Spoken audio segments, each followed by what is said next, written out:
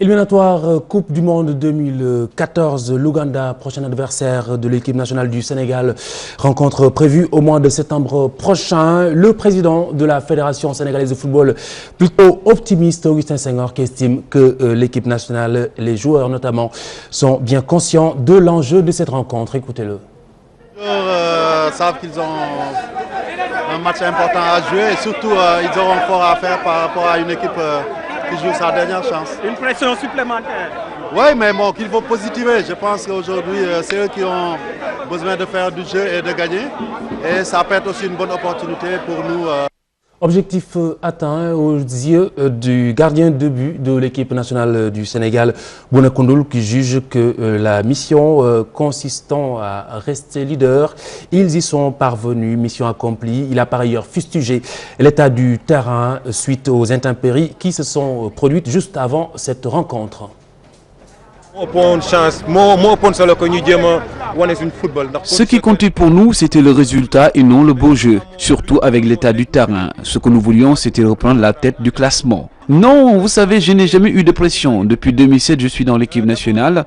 Je tiens aussi à remercier les joueurs, mais spécialement Mario Silva, qui m'a appelé hier pour me soutenir, de même que toutes les personnes qui étaient derrière moi. Rassurez-vous, Bouna Koundoul est de retour.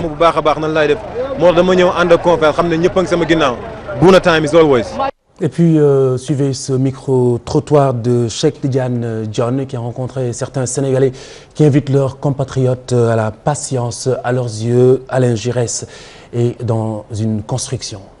Les prestations, c'était les deux matchs avaient une petite différence. Le match de Guinée et le match de hier, là, il y avait une différence. Hier, Alain Giresse, il a bien travaillé hier. Il a bien travaillé, les problèmes de tic-tac aussi.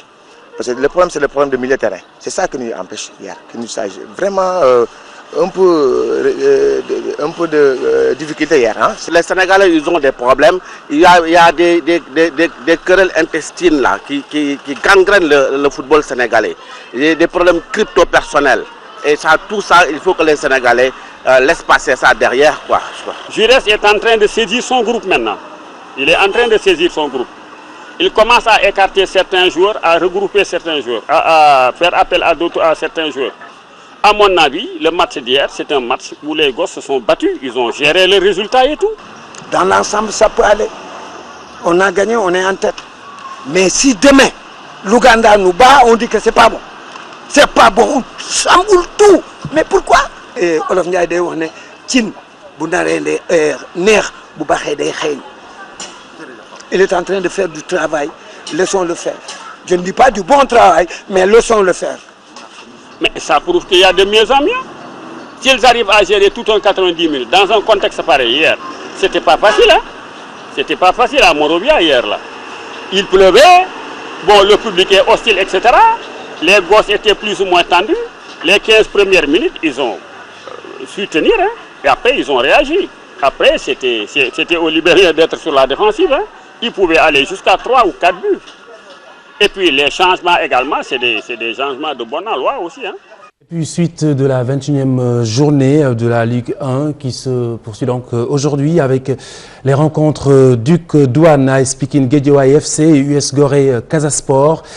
La journée avait débuté samedi avec les résultats suivants. Niary Tally Olympique de Ngor, 3 buts à 1. Donc en faveur de Niary Tally, en faveur de Ngor plutôt. Et puis Assur, Djaraf 0 partout, Linguère Yogo 1 partout, Touré Kunda Port, le Port donc a battu Touré Kunda 1 but à 0, US Wakam Djambar 4 buts à 2.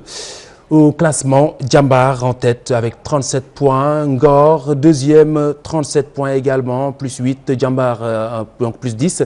Et puis Djaraf 36 points, plus 7 en troisième position.